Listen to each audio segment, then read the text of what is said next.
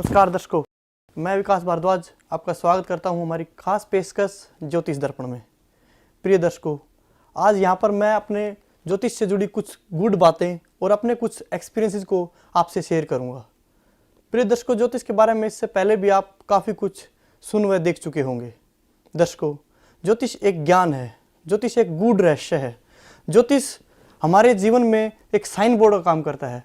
जिस प्रकार हम अगर कहीं जा रहे होते हैं और हमें मंजिल नहीं पता होती है, लेकिन रास्ते में आने वाले साइन बोर्ड हमें मंजिल तक पहुंचने में हमारी मदद करते हैं, उसी प्रकार से ज्योतिष भी हमारी मंजिल तो नहीं है, लेकिन हम कह सकते हैं हमारी लाइफ में आने वाली समस्याओं का समाधान करने में हमारी मदद करता है और हमें मंजिल तक पहुंचने में सरल रास्ता दिखाता है और हमारी मंजिल को आसान बनाता है। इसी के साथ दो लाइनों से मैं शुरुआत करना चाहूँगा। ग्रहों की माया पलट देती है काया, ग्रहों की माया पलट देती है काया, कर्म जो जैसा तूने किया फल वैसा ही पाया। अर्थात दोस्तों, हमारी जन्म कुंडली में किसी भी ग्रह के धर्मी या उच्च का हो जाने से जिस प्रकार हमारे जीवन में खुशियां ही खुशियां आने लग जाती हैं, लेकिन दर्शकों डिपेंड करता है कि हमने कर्म कैसा किया है। हमारी कुंडली में राजयोग होने से ही हमें फल नहीं मिलता, क्योंकि सुख हमेशा कर्म को 100% दृष्टि से देखकर ही फल देता है। हमें ये सोचकर नहीं बैठना चाहिए कि हमारी कुंडली में राजयोग लिखा हुआ है, हमारी कुंडली में तो सुख लिखा हुआ है और हमें काम करने की जरूरत नहीं है। इसका कोई मतलब नहीं है। हमें 100% अपना देना पड़ेगा, अपने वर्क स्थल पे, अपने कर्म स्थल पे हमें देना पड़ेगा। उसके बाद ही हम कुंडली में लिखे राजयोग का भोग कर पाएंगे, या अन्यथा हम उसका भोग नहीं कर पाएंगे। हमारे लिए वो राजयोग बेकार है। प्रिय दर्शकों, हम स्टार्ट करते हैं। हमारी जन्म कुंडली में 12 भावों में, अलग अलग भावों में 9 ग्रह बैठकर क्या क्या फल देते हैं, इसके बारे में हम चर्चा करेंगे। प्रिय दर्शकों, आज हम चर्चा करेंगे फर्स्ट हाउस के बारे में। फर्स्ट हाउस जो कि लगन कहलाता है, जो कि हमारी कुंडली का हमारा लगन कहलाता है। प्रिय दर्शकों, जब फर्स्ट हाउस में सूर्यदेव स्थित होते हैं, जो कि यह घर सूर्यदेव का और मंगलदेव का पूर्ण रूप से है। इस घर के स्वामी मंगलदेव हैं, सूर्यदेव हैं। प्रिय दर्शकों, पहला घर हमारी उत्पत्ति का स्थान है। पहला घर हमारा तन मन धन है। पहले घर से हम अपने शरीर को और हम अपनी उत्पत्ति को देखते हैं। प्रिय दर्शकों, पहला घर राजा की गद्दी है। पहले घर में जब भी सूर्यदेव स्थित होंगे, जब भी सूर्यदेव आएंगे, सूर्यदेव यानी कि जो कि राजा हैं, ऐसा इंसान स्वाभिमानी होगा, आत्मविश्वास से भरपूर होगा। ऐसा इंसान जिस प्रकार से एक राजा अपनी जिम्मेदारी निभाने से नहीं चूकता, यानी कि राजा की गद्दी पर राजा हमेशा कंफर्ट जोन में ही रहता है। और यहाँ पर ऐसा इंसान हमेशा हर चीज़ को पॉजिटिव वे में लेकर चलेगा, हमेशा अपनी जिम्मेदारियाँ निभाएगा। ऐसा इंसान परिवार को पालने वाला होता है। जब फर्स्ट हाउस में चंद्रदेव स्थित होंगे, प्रिय दर्शकों, चंद्रदेव जो कि शीतलता के कारक हैं, जो कि पैसे के कारक हैं, नकदी रुपए के कारक हैं, जो कि माता के कारक हैं, जो कि राजरानी है, यानी कि राजा की गद्दी पर अब रानी राज करेगी। अब वो रानी वाली भावनाएं रचेगी। प्रिय दर्शकों, ऐसा इंसान जिनकी लगन कुंडली के फर्स्ट हाउस में चंद्रमा स्थित होते हैं, ऐसा इंसान उसके अंदर सारे गुण राजा वाले ही होते हैं, लेकिन सूर्य की तुलना में ज़्यादा इमोशनल होता है। अपनी भावुकता के चलते ऐसा इंसान कहीं ना कहीं इमोशनल होकर अपनी ज़िंदगी में गलत स्टेप उठा लेता है और उन गलत स्टेप की वजह से उसको बाद में पछताना पड़ता है। प्रिय दर्शकों, जब भी किसी की जन्म कुंडली के लगन में बुध देव स्थित होंगे, बुध देव जो कि बुद्धि के कारक हैं, बुद्धि के देवता हैं, बुध देव जो कि मंत्री हैं।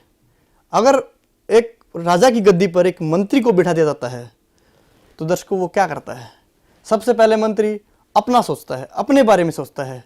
लोक कल्याण बाद में करेगा, प्रजा का हित बाद में करेगा, पहले वो अपना देखेगा, अपने बारे में सोचेगा, अपना हिसाब किताब देखेगा। प्रिय दर्शकों, ऐसा इंसान हमेशा कुछ भी काम करने से पहले, किसी का भी लोक कल्याण करने से पहले अपना हिसाब किताब देखता है, अपना फ़ायदा देखता है। हमेशा अपना काम निकालने के बाद ही किसी दूसरे के बारे में सोचता है। प्रिय दर्शकों, जब भी किसी की लगन कुंडली में फर्स्ट हाउस में बृहस्पति देव स्थित होते हैं, बृहस्पति देव यानी कि ऐसा इंसान जिसके लिए राजा भी खड़ा हो जाए, जिसके पीछे प्रजा चले, ऐसा इंसान हमेशा अपने ज्ञान की वजह से ही अपनी इज्जत करवाता है। ऐसे इंसान हमेशा ज्ञानवर्धक होते हैं। हमेशा ऐसे इंसान को लाल किताब के अंदर बब्बर शेर कहा गया है। ऐसे इंसान के हाथ में हमेशा बरकत होती है। हमेशा मंगल कार्यों में ऐसे इंसान का हाथ कहीं ना कहीं ज़रूर होता है। घर में कोई भी मंगल कार्य हो रहा होता है तो ऐसे इंसान को ही पूछा जाता है। प्रिय दर्शकों, जब भी हमारी लगन कुंडली के अंदर शुक्रदेव स्थित होंगे, पहले घर में शुक्रदेव राजकुमार हैं फर्स्ट हाउस में, और राजकुमार जब एक राजकुमार राजा के घर में पैदा होता है तो उसको क्या चाहिए होता है? ऐसे इंसान को बिना मेहनत किए भी, चाहे वो इस चीज़ की काबिलियत रखता हो चाहे ना रखता हो, ऐसे इंसान को सब कुछ पका पकाया मिलता है। शौक लग्जरी होते हैं ऐसे इंसान के। ऐसे इंसान को हर चीज़ ब्रांडेड चाहिए और उसकी किस्मत भी ऐसी होती है, वो कुछ करे ना करे लेकिन ऐसे इंसान को हमेशा हर सुख मिलता है। प्रिय दर्शकों, जब भी किसी की लगन कुंडली के फर्स्ट हाउस में जब शनिदेव स्थित होते हैं, शनिदेव यानी कि जज, अब राजा की गद्दी पर जज बैठ गया है। दोस्तों, राजा और जज अलग अलग चीज़ होते हैं, बहुत फर्क होता है दोनों में। राजा क्या करता है?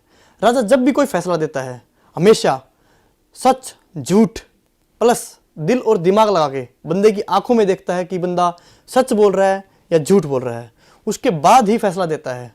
लेकिन जज तो दर्शकों प्रैक्टिकल होता है, उसे तो सबूतों के बलबूते पर ही निर्णय लेना होता है।